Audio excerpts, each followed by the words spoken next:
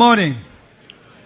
Shall we start the British Council Scholar Lecture? Okay. And Professor Barry O'Sullivan will make a presentation, plenary presentation, on the topic accountability, standards, and assessment in learning systems. Professor Barry O'Sullivan is Senior Advisor, English Language Assessment at the British Council, working with a team of developers on the creation of innovative assessment systems. He also advised government and corporate institutions around the world on behalf of the British Council on aspects of assessment. Barry is also Honorary Professor of Applied Linguistics at the University of Roehampton, London. He has written extensively on language testing and assessment and has presented his ideas at numerous international conferences.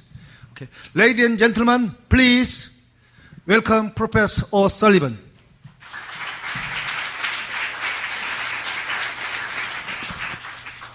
Thank you very much. A nice, short and sweet introduction. Those are the ones I like.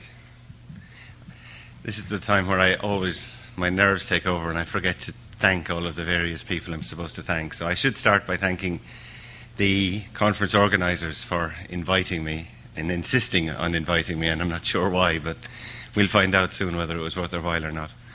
I'd also like to thank the British Council for bringing me over here and showing me a good time and lots of work for the first few days of my trip. And finally, Dory Kenyon, I'd like to thank very much for taking my mind off my nerves before I started by talking about other stuff.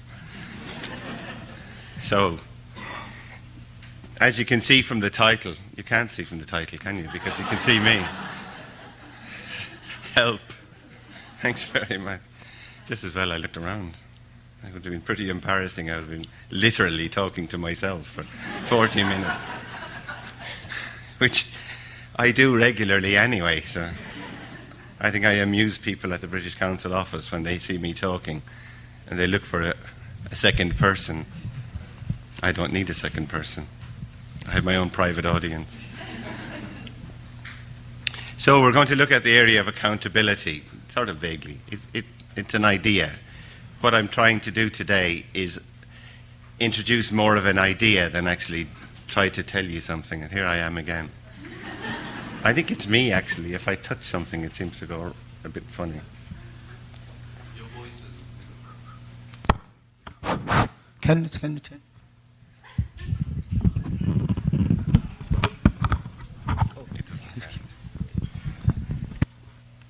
Apparently my voice is a bit low. You can hear me though, can't you? Right. I'm not going to change.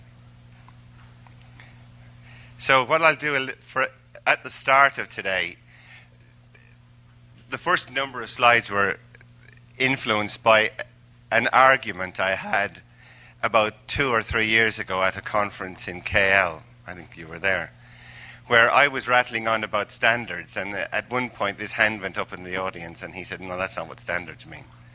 And then I realized that we didn't actually all share the same understanding of what standards might be. So I thought, well, it would be a good idea to start today by defining what we mean by standards, or what are the meanings of standards. I'm gone again. I'm back again. This is really disconcerting for me.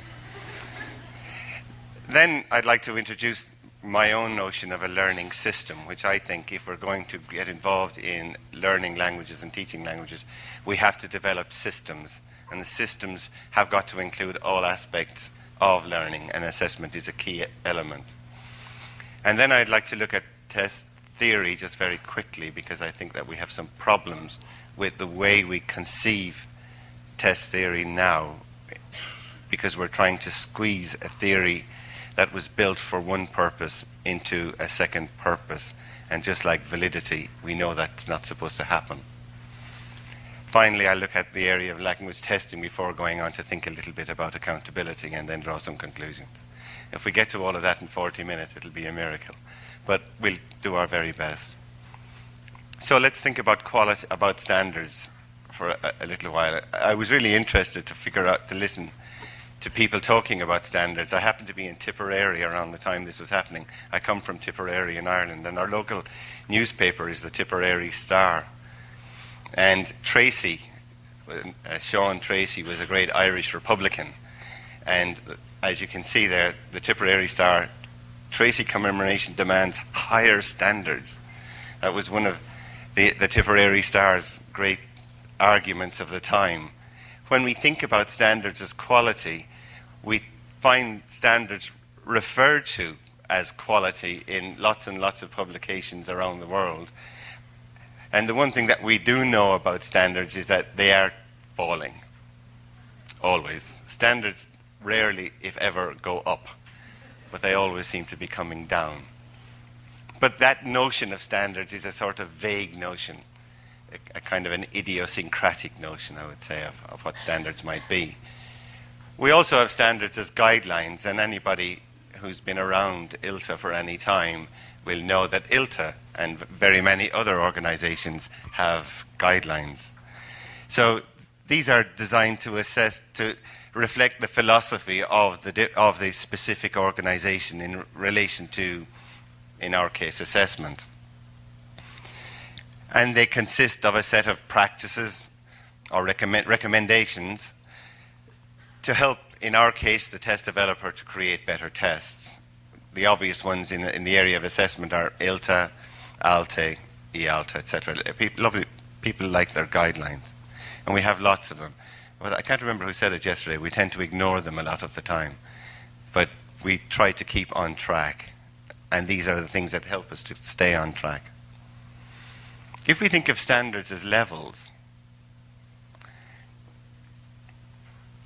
we think of language standards as defining the knowledge and skills that a student should possess at a particular point, at a key point in their learning. So we define different stages of a person's learning. Again, we have standards everywhere, as far as I know. The most common ones, people talk about the Common European Framework as standards. I wouldn't agree that they're standards at all, because they're not in any way close to having enough detail in them to be considered a standard. But people do see those as standards. Standards I would have seen as having a lot more detail. They're progressive, so they tell us in detail what a person should or should know at different points in their progression through their language learning. And key to that is the understanding of the minimum amount of language you need to know to be considered at a level. Right, that standards as levels. The one we're all commonly associated with, especially in testing, is the old line in the sand, where a standard is a line and a person is going to have to gain that standard or not. So we've now had a number of different understandings of what standards might mean to different people. The thing is that we never really divorce ourselves from any of those definitions of standards. That definition is with us all the time. So even though we think we're testers, we're not really just thinking of the ILTA standards. We're thinking of all of these standards at the same time, and we tend to apply them in different areas. We're going to take a little bit of a sidestep now and think about what I would call the integrated learning system. And an integrated learning system, for me, is, I don't believe, a new concept. I've been talking about it since about 2005. But I know it's been bouncing around for donkey's years. And the idea is that for a learning system to work, I believe, all of the elements of the system must be combined. So I see the syllabus as the overarching document, if you like, and then we create a curriculum out of the syllabus. But at the same time, we should be considering a delivery system. So the delivery system must fit philosophically with the curriculum and the syllabus. If it doesn't, it's not going to work. So for example, if I'm going to try to teach a communicative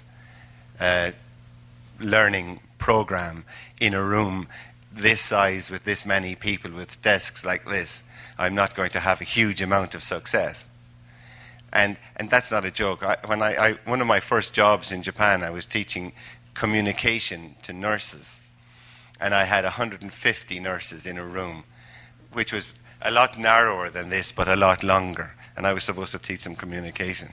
In that case, nobody had quite considered the concept of curriculum and delivery and linking the two together. So the two must work. And that's only one element of the delivery. Obviously, we have to think about teacher training, the actual materials we use in the class. Everything must be connected. Everything must fit to the same philosophy that drives the curriculum. At the same time, assessment should be linked at all points to the curriculum, and assessment for different purposes. So for this to work, we need to create an assessment system at the same time as we create the other systems, the other parts of the system. If we do this, I believe we have a chance of making a system that works. If we don't, our system might work, but it's a toss of a coin as far as I'm concerned. Most systems fail because there isn't a link between the three elements. How many people here who've sat in a class as a language teacher have been told to teach class X and here's a book? So you have no idea what the book is supposed to do. The book is the curriculum, basically. So because most places are pretty lazy about these things. So we have a key issue with this concept of putting the three together.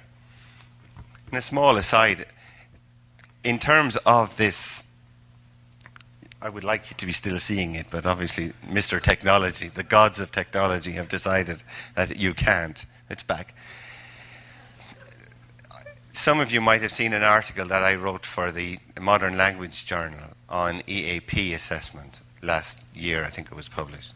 And I had one section in that original publication related to an integrated system and how it should be, how EAP systems must be integrated. Because if you don't integrate an EAP system, it doesn't have any chance of working. And I was actually told that by the editors that it was too controversial and I should take it out of the article, which I thought was hilarious. They did say that they'd give me an opportunity to publish it on its own, but I was told it was too controversial. And for me, it's so blindingly obvious. It's like having 2 feet, you know. Or if you're only Oscar Pistorius, you don't have any, but at least you have something to stand on. You can look down and see the ground. It's so obvious that, but it doesn't actually happen very often. But that's life. If we think of standards then within the system, we think generally, we can link all definitions of standards to all elements of the system. We'll say that for a start. But in general, we tend to apply quality, if you think back on what we felt of as quality, to the 3 elements. Guidelines as well we have guidelines for the 3 elements, but they're not the same. We tend to look at them all in slightly different ways. Typically, the strictest, most stringent, if you like, guidelines tend to be towards assessment rather than the other areas. The other areas tend to be less strictly monitored, if you like, by guidelines. Levels tend to be identified within the curriculum. Obviously, levels will be found in assessment as well, but the assessment we're supposed to be linking to the curriculum, so we don't need a direct view. But the line in the sand, which is the one that most people in the outside world see, is definitely related primarily to assessment. If we think about the news, we find occasionally articles about the curriculum in the news. I love this one. Girly system blamed for exam differences. You have to love the Daily Mail in England. It's an absolutely hilarious paper. You don't need to look at a comedy show. They have their own branch of reality. So this one was where people were blaming the fact that boys were underperforming in terms of girls in the British education system because the curriculum was girly. Fantastic. You have to love it. They had another one here for fangs for nothing, the typical English newspaper heading, where students spend a lot of time preparing. So they'd been studying Dracula and they should have been studying Frankenstein. But so I did a quick trawl of some papers to see if I could find in the news elements on all of three. You find almost nothing on curriculum, almost nothing on delivery, and I only put in a couple of things that I found on assessment, because that's in the news all the time. There are always problems with assessment. That's in relation to standards all the time, and every assessment is. Exam boards, Edexcel gets whacked in England on a regular basis, but all the other exam boards do as well. Because what the press will conceive as an error or a problem is going to be up there on the front page, and we get them regularly. But it's almost always related to assessment. So assessment tends to be the whipping boy of the whole system. And often it's due to poor practice, I guess, but in many cases it's due to the fact that assessment doesn't really fit into the system. Assessment is an add-on, and it's seen as something that's slightly outside of the system. And in some cases, in some education systems, it's deliberately held outside the system, whereas I don't believe the system can function properly if that's the case. In terms of the limitations of the test theory, we have our theories of test validation and test development. I would argue that those theories were developed not for a classroom context, but for a large-scale assessment context. And when we try to link them to a learning context, we regularly find that there isn't a clear link.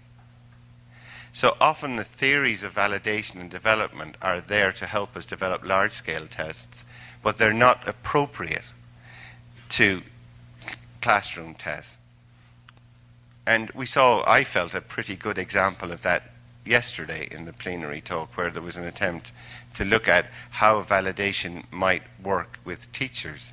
And when we think about how we talk about validation to each other, we really shouldn't be talking about validation to teachers, because we have the wrong language, but we also have the wrong concepts.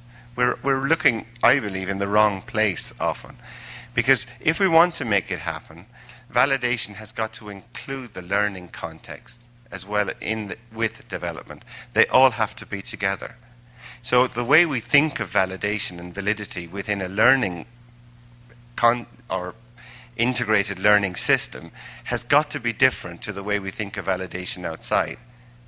And I'll come back to this in a little while, because I think it's very, very important. Because the next point I want to make, I could really do with some water if there's any water in the house. The boys is asleep. I think we'd lost him. My minder was, oh, great.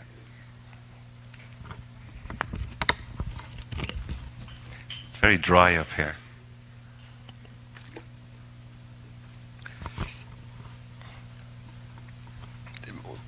I decided that when I was preparing this talk, I was going to get a lot of stuff off my chest into the system, so that other people can attack me about it. I don't mind.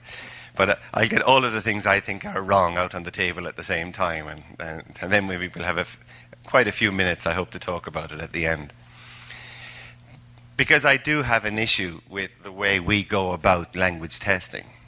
And one of the issues that I have is that we seem to have forgotten, to a fairly large extent, the language bit, which is why I put capitals into the language testing. It's a fact that while we need all of the various elements of a testing system, and numbers and psychometrics are a very strong part of that, we seem to have lost focus to a large extent on the language side. And most of the theories of test validity and test validation either fail to mention language in enough detail, or when they mention it, it's almost as an aside now. One of the things I noticed during the introductory speeches yesterday, if you were looking at the slideshow, I was looking at the titles of the presentations that we had at conferences in the past. And there were so many related to language and the language of interaction, the language of communication, etc. And we don't seem to have enough of that anymore. I think we need to get back to the basics of what we are. We're language testers. We're not psychometricians. I'm not a psychometrician. I never will be. I'm not capable of being. When I see Professor Ackerman talking and I try to read some of his books and I think, man, this is like in a different language. But it's fantastic. And the stuff he does is unbelievably good and useful and interesting. I can't do it. But what I can do is something else. And what we should be doing is focusing on our strengths. And I think our strengths don't lie in that area. They're tools. And we should always remember that. So when we think of language definition within language testing, we should be thinking about language definition in terms of, I believe, in terms of description. So in terms of cognition, for example, social usage. Those are the two key areas of language that we're trying to assess. And also we need to think of language as developmental, how people progress through their language learning. I also tend to believe that that is, in general, relatively idiosyncratic as well. A couple of years ago, we were asked to create a test at what I christened A0. I was asked to create a pre-A1 test, but being a lazy typist, I got fed up writing pre-A1. So I just wrote A0 and it stuck. But the problem with trying to create a test at that level is when we start learning a language, we're learning individual units.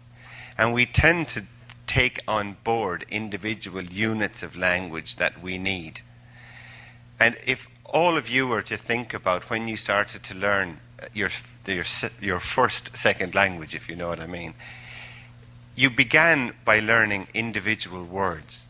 Then you might have gone on to phrases. But specifically, if you think back to the individual words, it's highly unlikely that everybody learnt the same words at the beginning.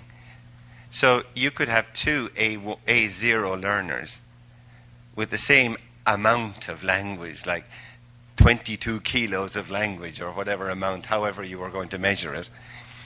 But there might be no overlap or minimal overlap. So trying to define A0 is essentially, as far as I'm concerned, impossible. And it seems to me that the lower down you get, the more difficult it is to define. So, but we do need to understand more about how language progresses. Because if we're claiming that we're making tests at different levels, we should know what those levels mean. And I don't believe they mean numbers. I think because something comes in on a numerical scale at a point doesn't really tell me very much about it. I need to know why. So a number for me isn't enough. It's useful, but it's not enough.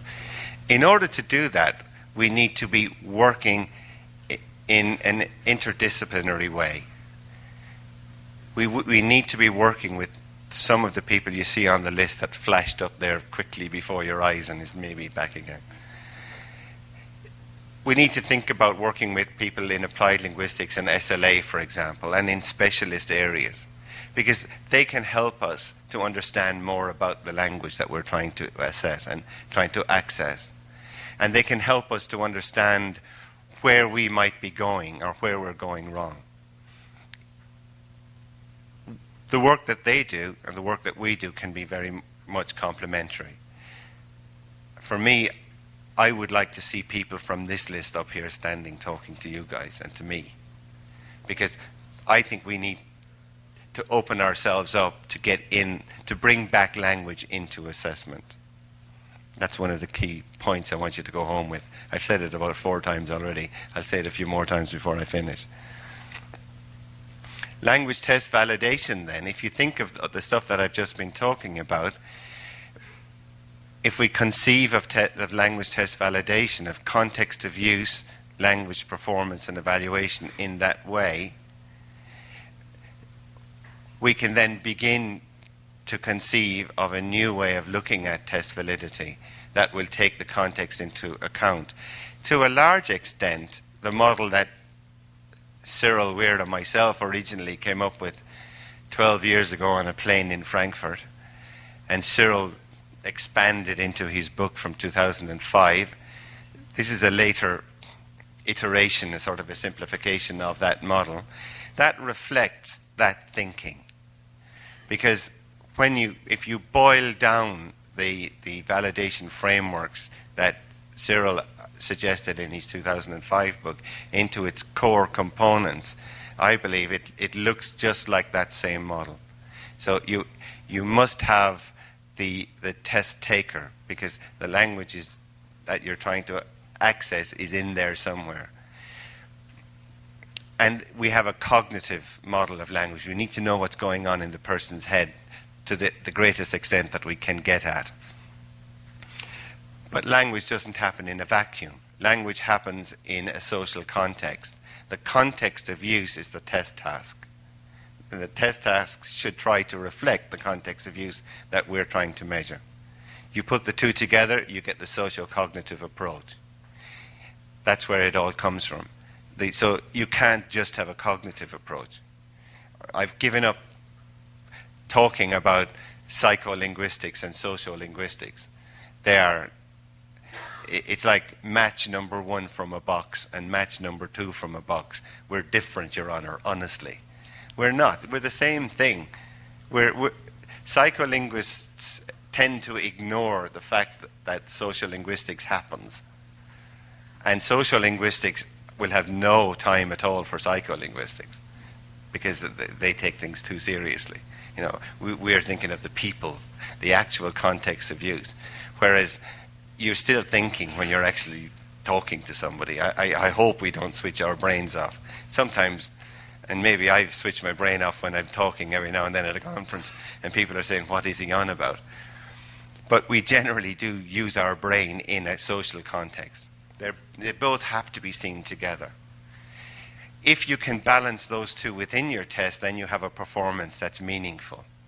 And then we need to consider a way to evaluate that performance so that the evaluation of the performance reflects the kind of language that we're looking at. So we need to link. There needs to be a triangle, if you like, between the three. If that's in place, it works. The reason that people like Cyril and myself and quite a few other people, I hope now, think this model works is that it's essentially a practical and useful way of looking at validity. And we had a history of validity, an American history of validity, has to be said yesterday, which kind of annoyed me a little bit as well. But then again, I'm easily annoyed. But we had an American history of validity yesterday. And my problem with a lot of it is that it's almost unget-atable, some of it. The language is so arcane in places that we don't know what they're saying. I challenge anybody in this room, I don't care who you are, to lie on your bed and start reading Messick's famous 100-page article and see how far you get. 2 pages, I reckon. That's my record. We actually, when I was an MA student, we tried it. When I was at Reading, the man down there forced us to read Messick. So we all decided it was so impossible to figure out what Messick was trying to say that we went to our individual rooms, lay on our beds, and the record was somebody got to the 2nd page before falling asleep. But it's actually a serious point, because where we're going to with all of this is we're trying to create arguments to support our tests. But we're doing it, we're basically talking to ourselves, which is where we're going next, talking about testing. When we think about talking about testing, and a concept that's bouncing around quite a bit nowadays is assessment literacy. And the argument that I've been putting forward would suggest that for assessment literacy to work, we need to have this notion of interdisciplinarity. I was worried about being able to say that this morning, but I've managed to get it out. But it's also, and I think this is the key element, it's about communication. when we think of assessment literacy, it's all about those two things. We should not be, assessment literacy shouldn't be about us. It's about communication. And I think the key element and the key phrase that popped into my mind when I was thinking about this is that it's not just about us. It has to be more than just us talking to them. You've got to learn this. This is what you've got to learn. That's not assessment literacy. And that's certainly not us taking our role as testers and the accountability of our role as testers seriously, because that's never going to work. And I think that was pointed out very well yesterday with some of the examples. Just try explaining. Anybody who tries to teach at an MA level, and when you get to validity, you think, oh my God, again this year, I'm going to have to explain MESIC to a classroom of people who haven't a clue. And the only language that I'm being given to present MESIC to them with is a language that nobody really follows, because it's not detailed enough. People haven't got to the heart of it, probably because it's not terribly practical. Somebody's going to love that. Accountability then and accessibility. If we go back to assessment literacy, if we think of the different types of assessment, classroom and large scale, we have obviously got, each of them will have a different focus. So the classroom assessment is focused on both judgmental and developmental aspects of assessment, whereas large scale we're looking at individual achievement and comparison. Now what we need to do is to try to find a way to link the two, because at the moment there isn't a link between the two. And that's very clear from what we heard yesterday. It's very clear, I think, from what we hear every time we talk to individuals among our own group. And I'm looking at one man in particular who was pointing out that, this is a really good conference, there's lots of great stuff, but where are the practitioners? Where's the practical stuff? We have lots and lots of theory, but where's the practical stuff? What does it mean? How do I apply some of these ideas into a classroom? I'm responsible for creating an assessment system in a language prep program in a university. How do I do it? How do I take your ideas and fit them into my system? We don't have enough of that. So there isn't that link. We need to make that link. And this conference is a place where that can start. So in terms of the accountability then of testers, we're accountable for a number of different things. We're accountable for the tests that we develop. That's the obvious one, and that's what all the guidelines tell us. But we're also accountable to the test stakeholders. And we're accountable in different ways. We've always felt that in terms of the tests we develop, we think about those in terms of validity. But in terms of stakeholders, we think of them as, we think of our accountability as being related to communication. And that's not enough. We've got to link the two. So validity has got to be linked to the way we communicate it. And the key there is that it needs to be communicated appropriately. Now, if we think about that for a minute, if we're to achieve an appropriate link, the stakeholders have got to be able to access the validation arguments without technical assistance. I should not have to pick up a book to figure out what this validation argument means. It should be clear to me. But if that happens, there are different stakeholders, and there are different groups of stakeholders. If it's to be clear to different groups of stakeholders, the arguments must be written for those different groups of stakeholders. So there is no validation argument. Instead, we have stakeholder-focused validation arguments. So in the same way that Charles Alderson and Carolyn Clapham, Diane Wall told us in '95 that we should write specifications for different audiences, we should be thinking about writing validation arguments for different audiences. And the issue we have is that we don't do that. We write validation arguments for ourselves. So we write validation arguments probably for the one group of people who don't need to read them. So let's start drawing some conclusions. The standards need to be reflected in the curriculum, the delivery procedures, and the assessment system. So standards have to be reflected everywhere, and standards from all the different perspectives have to be reflected everywhere. The assessment must be linked to the curriculum and the delivery procedures. If they're not within a system, it can't work. Or, I shouldn't say that. It might work, but that's not good enough. It's one of the things that was really interesting about the NEAT work that the guys here were doing. Anybody who was lucky enough last night to attend the KAIS presentation could see that what people here in Korea are trying to do is look at the curriculum and develop national level assessments that are linked directly into that curriculum. And I think it's a really commendable thing. It's a really very positive thing to be doing. And for the system to work well, it's absolutely necessary. And it's interesting that people here have seen that. The point I've made earlier, we must develop models of validation and development that reflect and include the learning context. It's not enough to have generic ideas. Assessment literacy involved the co-construction of an interactive dialogue between stakeholders. We heard a little bit about that yesterday. Communication is interactive. Communication is co-constructed.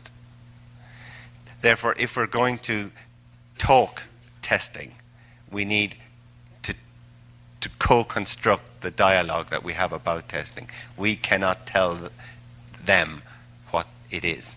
We must negotiate what it is and what it means. That's if we're serious about communicating to all of our different stakeholders.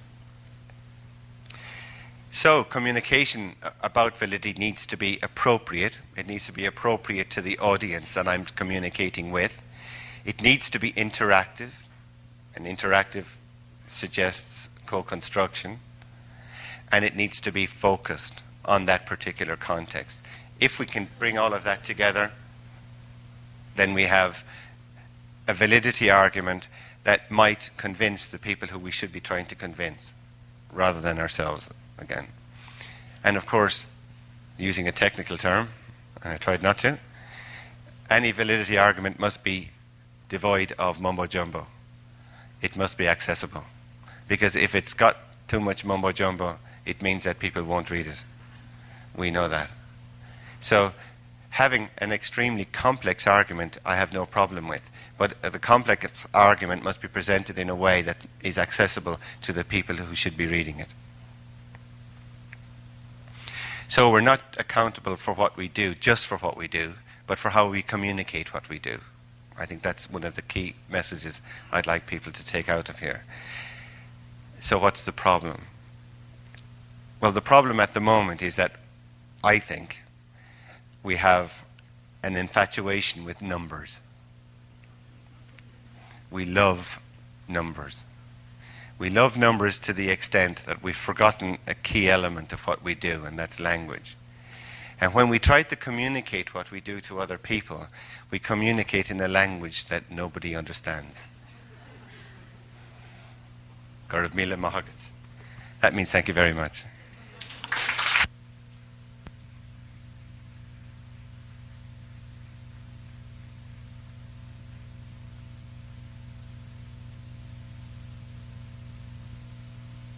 Although we started later, but he made the presentation in time. So we have plenty of time for question and comment. So if you want to make a comment or a question, please identify yourself. Any question, any comment?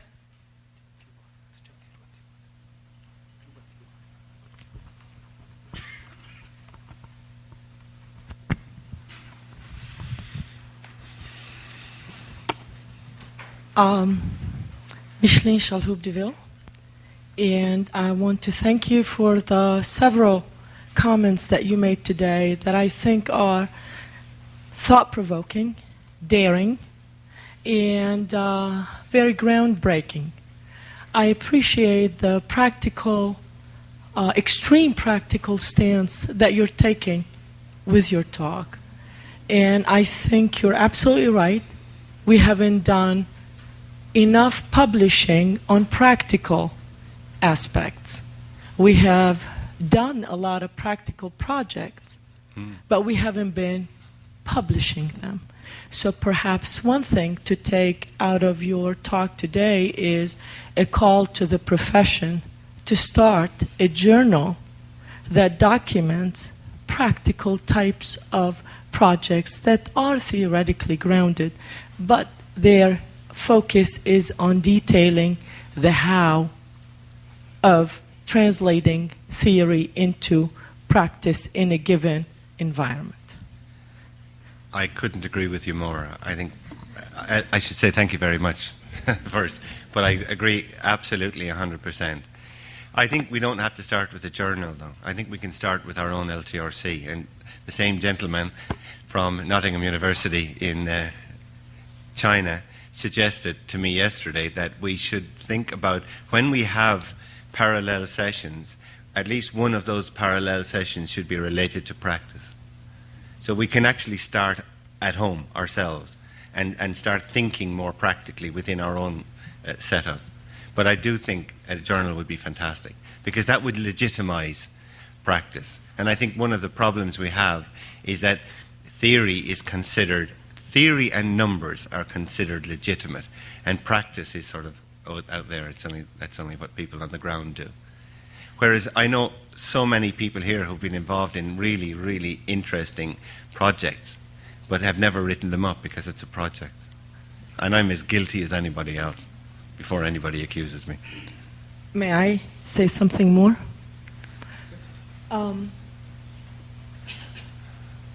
I am not sure, though, Barry, that I agree with you. That's okay. About the need to move away from the mumbo-jumbo.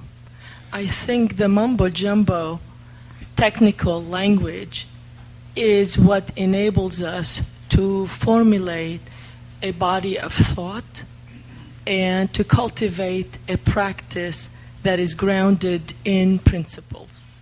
I think there is room for a practice-oriented language, but there is equally a valid room for theoretical, messic-like language that perhaps it's not intended for MA students, but it is intended for I would say, the thinkers in the field to cultivate principles out of which practices can be developed.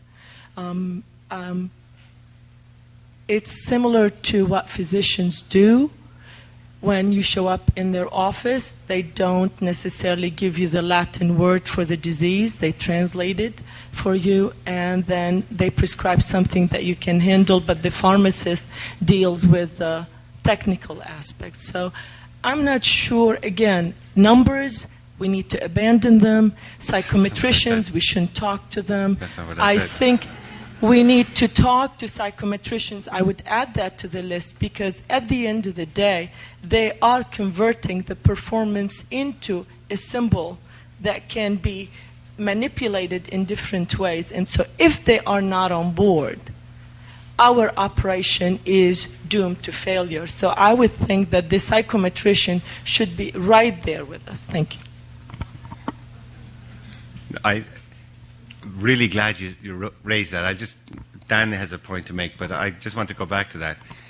I deliberately left psychometricians off the list because I think we already communicate with psychometricians, and I think we should continue to. I would never say that we should abandon psychometrics. It would be crazy. It's in the same way as we have a triangle of needs within a learning system, we have a triangle of needs within assessment, and the numbers are a key element. My point is that it's become, it's like if you think if it's a three-legged stool, where we have the language, the stakeholders, and the numbers. We need them all. But at the moment, we're leaning too heavily on the leg that's related to the numbers. And we need to lean on the 3 legs. That's all I would say. I think it would be crazy to abandon the numbers. It would be crazy not to talk to psychometricians. And I'll even talk to your husband. I don't have a problem with that. Because we need the Craigs of this world. We need psychometricians. We can't operate without them. But my point is that we're talking too much to ourselves. And when I talk about the mumbo-jumbo, I'm dead happy to talk mumbo-jumbo to us. And when we come together and we talk about testing, that's not a problem. It's great because it cuts down. We can get through so much. But when we go outside of this building, we have to try to forget, like the physician, the mumbo-jumbo. And the problem at the moment is we don't. Yeah. So there's a place for everything. And when we're talking together, we talk our own language. And we have all of our own people together. But once we leave this building, we should be changing the way we talk and the way we think about testing. Well, not necessarily think about testing. We think in the same way, but we certainly change the way we talk. We communicate our thoughts. Sorry, Barry, Dan I'd like to add a little point to that side of things. The Japan Language Randy Thrasher.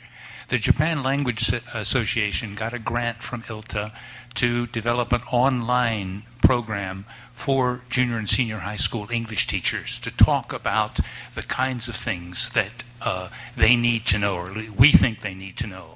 Before we started that, I did a small survey of junior and senior high school English teachers to find out what they wanted to know about language testing. And I found that their interests and our interests were quite different. They were interested, of course, in very practical things like how to teach vocabulary or how to test vocabulary.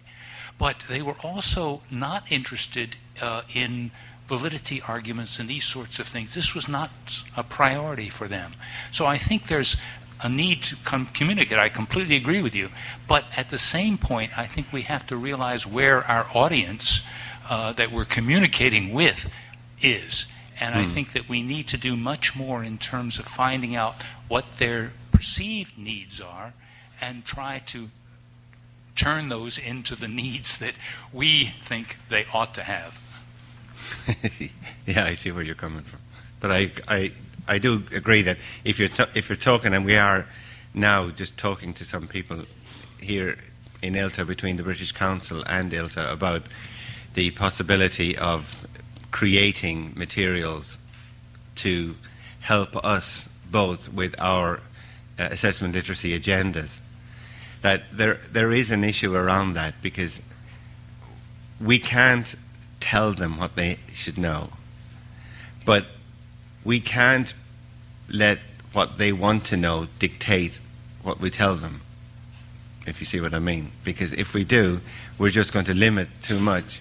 So what we need to do is to tell them what they need to know in a way that they can make use of, but educate them in a language that they can understand the other aspects of assessment that we feel are important.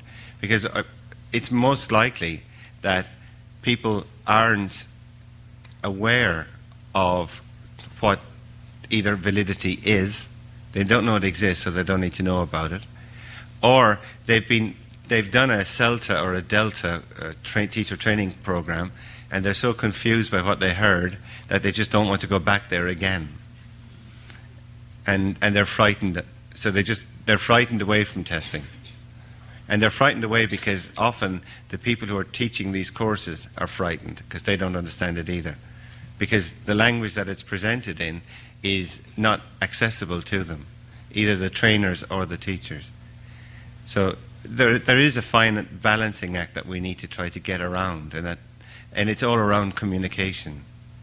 But I do agree with you. I think it's a really good point, and I'm delighted to hear that you went and asked teachers what they wanted. Because in so many other programs I've heard about, people just say, I think this is what teachers need to know. And I don't think that's so sensible. Dan had a question, yeah? If you remember.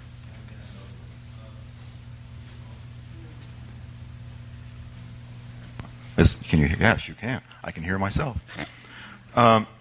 I have to confess, I don't know what you mean by practical. Sorry to interrupt you. Identify yourself because the audience in the other room. Thank you. I'm Dan Douglas. I don't understand what you mean by practical. Can you talk in specific terms about what practical means? Because I think we are pretty damn practical. I mean, we convert our theory into tests. And we tell people that here's a performance that is based on this test, and here's how you want to interpret it. What evidence is there that that interpretation is valid? And that seems to me to be the nut in the shell about what validation is. And I guess I just don't see what more we can do. Besides, I agree with you that we need to communicate in terms people can understand. But it seems to me that what I just said is pretty understandable. So I would like some examples, some concrete examples of what you mean by practical. If we go back to the point that Micheline made earlier, a lot of people here, almost everybody here, works on projects and test development. So I'm not saying that we don't do it. We do it all the time. We convert our theories into our practice. What we often fail to do, what we generally fail to do, is communicate that, both the fact that we've done it and how we've done it to other people. And when I talk about practical, that's what I mean. Telling people how we have linked our test to the theory. If you go back into language testing, TOEFL, when they published their books 10 years ago, they gave us an idea of what the underlying theory for their tests were. But they didn't really make an attempt to link their test to those theories. Nobody has taken the theory and the test and said, now let's see how this task in my test reflects back to the theory. I think that kind of thing is a very practical and very useful way to demonstrate the link between practice and theory to people who are non-technicians. You're not convinced.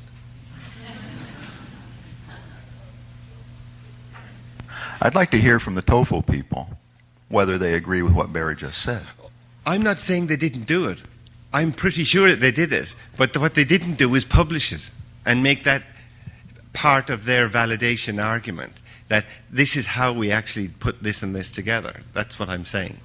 And that's one of the things that in our new test system that we developed in the British Council, the APTA system, we are trying to do, and we do intend to publish.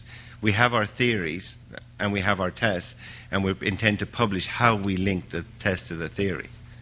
Because I feel that that's an important direction to move in.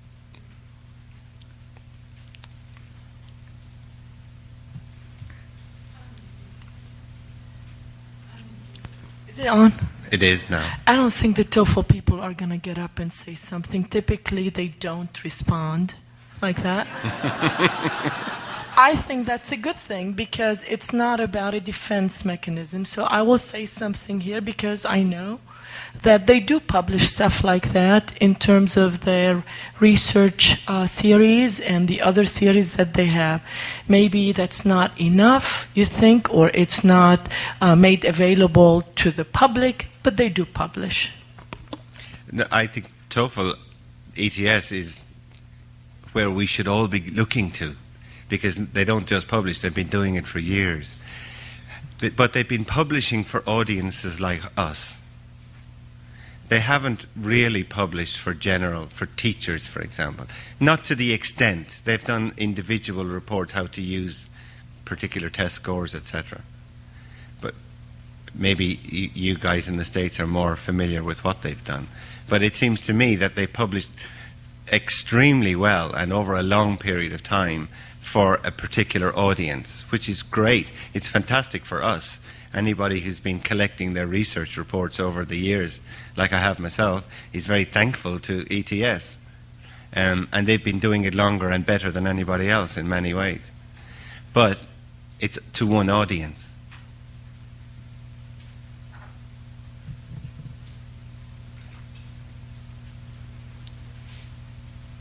Yes. Barry, I know you are leading your team developing new tests at the British Council.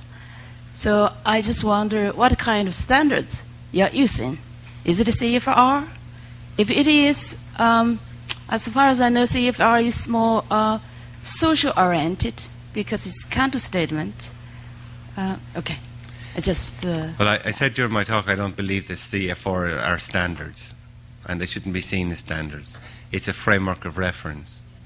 So what we've done in the British Council and Equals, we have a document called a core inventory, which is not quite a set of standards, but it's like a detailed syllabus of what needs to be presented at different levels of language. And we interpret that to create our curriculum, and then we base the test on the curriculum, if that makes sense. Okay, if that's the case, so what could we do for localization for your curriculum then? I'm not completely sure I know what you mean. Okay, for example, if your tests are to be used in China, Yes, you develop a curriculum, right? yes. So what I mean is that for the curriculum you created, how could we use in the Chinese context? Because I'm sure it's quite different from, like UK context or European context. Well, if we're thinking about the curriculum in terms of a learning system, the learning system obviously would be developed with a local context in mind. So, for example, one of the things that the British Council struggles with, I know, because Cyrilla, myself, created a placement test. It was a beautiful piece of work as far as I'm concerned, and in certain schools around the system it worked brilliantly. But then we discovered that not all British Council schools have courses and programs at the same levels. Because what happens around the British Council, there are about 50-something teaching centres around the world, and there is a core approach to teaching and learning, but it's always localised. For a learning program to work within a country, it has to be localised. Now, when we create a test, we have to do the same. And we've found that if we have a general proficiency test, the amount of localisation generally is not so great. But if we're using it for a test for a specific population or for a specific domain of usage, then the amount of localisation will need to change. And localisation can, for different people, means different things as well. So, in places like in India, we know that 95% plus of the people who take our tests in India will never speak English to anybody except another Indian, because there are 26 official languages in India. So the de facto language of communication and business within India is English. It's the way people there communicate with each other. So when you create a test for use within India, you really have to take that into account. So localization there is often quite heavy, because you've got to take into account the fact that the communication isn't going to be with me or you. It's going to be with other Indians. And in some cases, companies are working in an international context, and they don't want that at all. They want a regular international English as the focus. So when it comes to localization, when you think of cultural localization, even within one country there are going to be lots of cultures. So within a learning culture, within a business culture, even within different businesses, we found, even within the same business, we were doing stuff for a BPO sector, and we discovered that there are something like 3 distinct BPO sectors within India. One is international only, one is a mix of international and India, and the lowest paying jobs are the people who work on the BPO sector for within India. So they're only ever dealing with other Indians. So if you want to pay your telephone bill, for example, you deal with the BPO sector at the 3rd level. So when you're creating a test for the BPO sector in India, you're not. You're thinking about 3 different tests, because your localization means 3 different things depending on which level you're at. There's a man here who wants me to shut up now. So. Okay. We must thank you, Professor Barrio, for making a wonderful presentation. Also, I hope the audience in the other hall also enjoyed this presentation through video. But sorry, I'm apology for making this present through video. Okay, I got the good news about Yesterday we took the group photo, and I got the short message from the photographer. Your photo, group photo is available on our website. So visit our website, www.ltrc2013.org.kr, and please click the menu of the gallery. Then you'll get the group photo which was taken yesterday. Okay? Enjoy your break. Thank you very much.